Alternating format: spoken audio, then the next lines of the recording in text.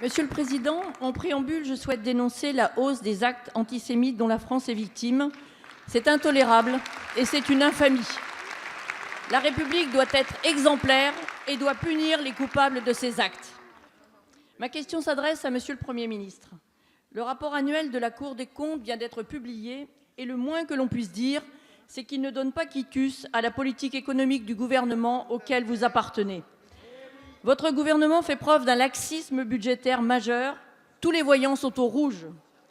Incapable de sortir de la crise des gilets jaunes que votre gouvernement a engendrée, le président de la République a annoncé de façon précipitée des mesures que la Cour des comptes chiffre à quelque 11 milliards d'euros, ouvrant ainsi grandes les vannes de la dépense publique.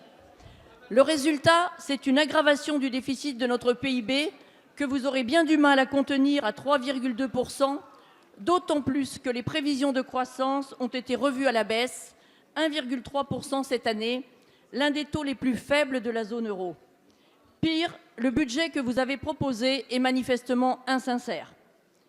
Toujours plus de dépenses publiques, 44 milliards en 2018-2019, et un déficit budgétaire qui devient pour la première fois cette année le premier et le pire en Europe. C'est une distinction dont notre pays se serait bien passé. Votre gouvernement, Monsieur le Premier ministre, est incapable d'engager les réformes structurelles indispensables qui permettraient de réduire son déficit, à l'instar de ce qu'ont fait les autres pays européens. Si une nouvelle crise financière survenait sur fond de remontée des taux directeurs, notamment américains, notre pays serait incapable d'y faire face. Jamais il n'y a eu autant de prélèvements obligatoires impactant directement le pouvoir d'achat de nos concitoyens et des plus faibles. Or, la seule solution pour baisser durablement les impôts des Français est de lutter contre le gaspillage de l'argent public.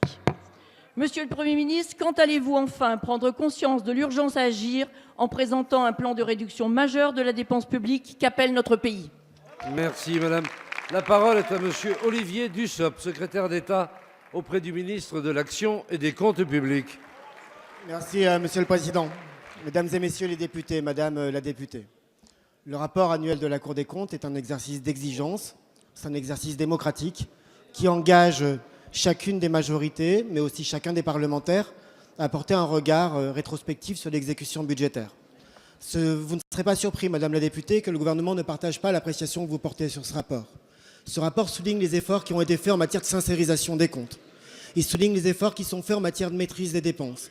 Il démontre, dès lors qu'il a été lu, il démontre que notre pays peut aujourd'hui se targuer de maîtriser l'évolution de ses dépenses de fonctionnement et que pour la troisième année consécutive, nous avons eu un taux de croissance supérieur à 1,5%, que pour la troisième année consécutive, nous respectons les engagements communautaires et que nous travaillons à respecter les engagements pris par le président de la République de diminution de la dette publique à hauteur de 5 points du PIB, de diminution de 3 points d'équivalent PIB des dépenses publiques et de réduction des prélèvements obligatoires, parce que la marque de fabrique de ce gouvernement est de diminuer les prélèvements obligatoires qui pèsent sur les Français, alors que la marque politique de votre famille, lorsque vous étiez aux responsabilités, était d'augmenter ces mêmes prélèvements obligatoires. Vous nous appelez, madame la députée, à mener des réformes structurelles. C'est ce que nous faisons. Nous le faisons et nous l'avons fait en matière de transport. Nous le faisons en matière d'action publique, nous le faisons en matière de réforme du système de soins, tout en garantissant la présence d'hôpitaux sur l'ensemble du territoire. Nous réalisons des économies, nous maîtrisons les dépenses de fonctionnement, tout en finançant les priorités qui sont celles du gouvernement et en garantissant la solidarité.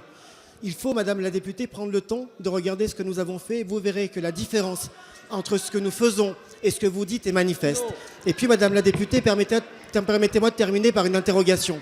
Vous nous appelez à réduire les dépenses. Systématiquement, votre famille politique interpelle le gouvernement en nous disant « réduisez les dépenses ». J'ai en tête qu'à l'occasion de l'examen de la loi de finances, la totalité des amendements que vous avez proposés représentaient plusieurs dizaines de milliards d'euros de dépenses supplémentaires. Vous n'avez jamais dit comment vous les auriez financés. Merci, monsieur le ministre.